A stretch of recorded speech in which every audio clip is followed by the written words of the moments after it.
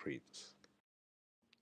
You will need the following tools to assemble your boxed-up fly screen: a hammer, a pencil, a pair of scissors, a metric band and a saw. First of all, open the packaging and check the content. You should have the spline, the accessory kit, the brush, caution the brush might be optional, the mesh,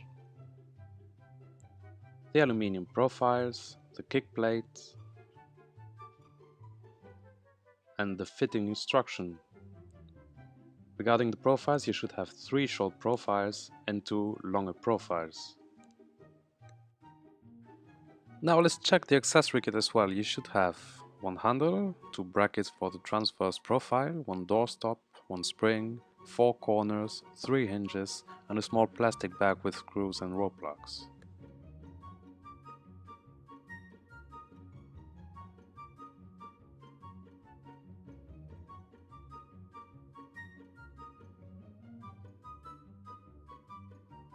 Now take at least 3 reference measurements in width, 1 at the bottom, 1 in the center and 1 at the top of the opening that you wish to cover. Caution, out of the 3 dimensions, note down the smallest one.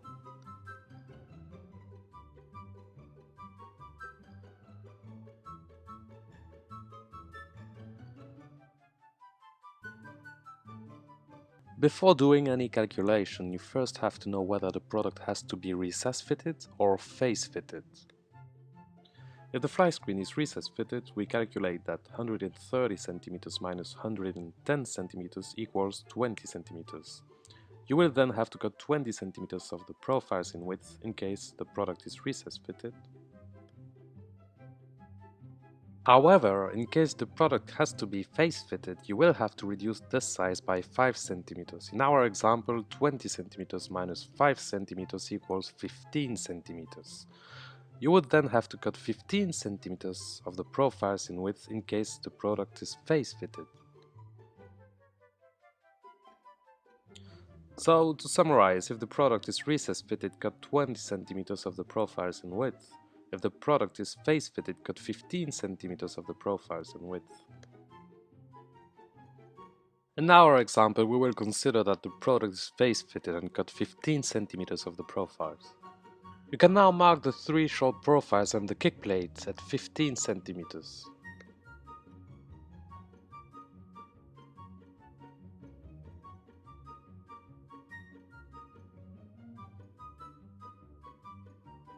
And you can now cut through the 3 short profiles and the kick plate.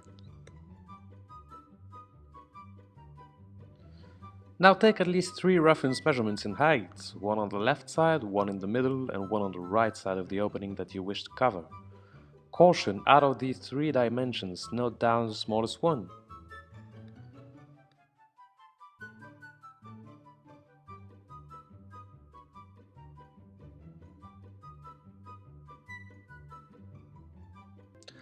Before doing any calculation, you first have to know whether the product has to be recess fitted or face fitted. If the product is recess fitted, we calculate that 245 cm minus 220 cm equals 25 cm. You would then have to cut 25 cm of the profiles in height in case the product is recess fitted.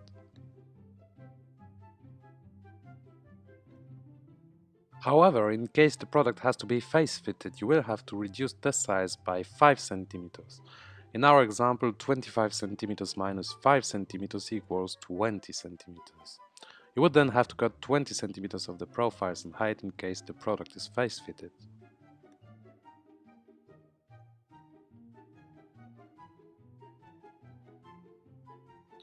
So to summarize, if the product is recess fitted, cut 25 cm of the profiles in height, and if the product is face fitted, cut 20 cm of the profiles in height.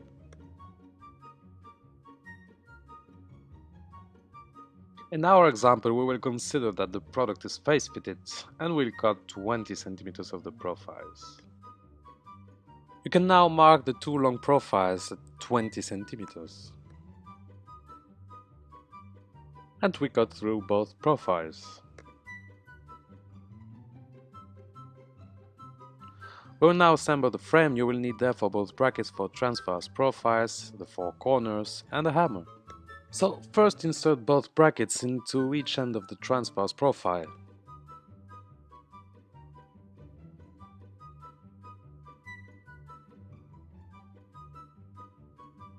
Now insert the corners into the top and bottom profile. You can use a hammer, but be careful not to break the plastic parts.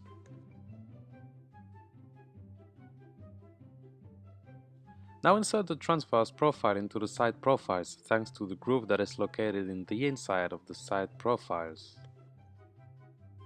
Now insert the top and bottom corners so that the frame is assembled. Glide the brushes into the external groove of each profile. Caution, these brushes might be optional. Now display the mesh on the back side of the frame.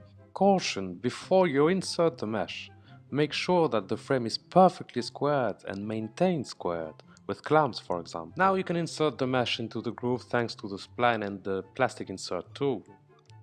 In order to assure the best tension of the mesh, we will proceed as follows. First of all, insert the spline right below the first corner. Insert it into the first profile without tensioning the mesh with your hand. When inserting the spline into the following side of the frame, don't tension the mesh with your hand either, and leave the mesh adjust its position on its own. From the third side, tension the mesh with your hand while inserting the spline, and go on tensioning and inserting the spline with the fourth side. This way you will make sure to get the best mesh tension for your fly screen.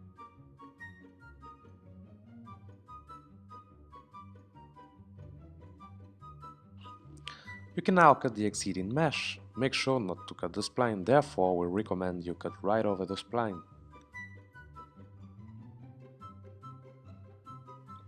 You can now fix the bottom kick plate to the backside of the fly screen thanks to the provided self-threading screws. You can also fix the handle to the transverse profile. It will be face fitted or recess fitted. In both cases we will fix one hinge at each end and one hinge in the center. Caution, make sure to fix the top and bottom hinge at least 10 cm of the very end of the profile. Now take the top side of each hinge. In case the product is face fitted, fix the top side of the hinge to the side of the profile. And in case the product is recess fitted, fix the hinge to the front side of the profile.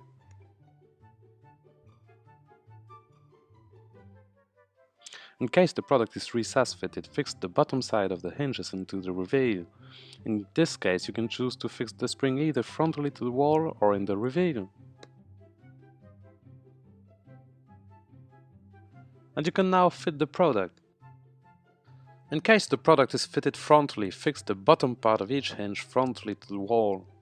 Fix the spring frontally as well, so that the spring always pressures the transverse profile.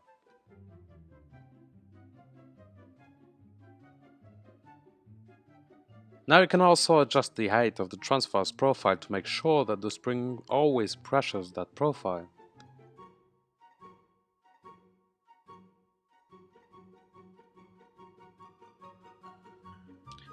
Now fix the doorstop frontally or into the reveal depending on the fitting type of the fly screen.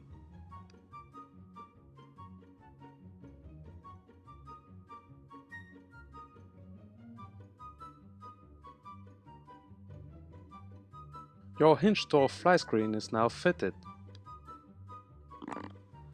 Always use a wet cloth to clean your boxed up fly screen. You can also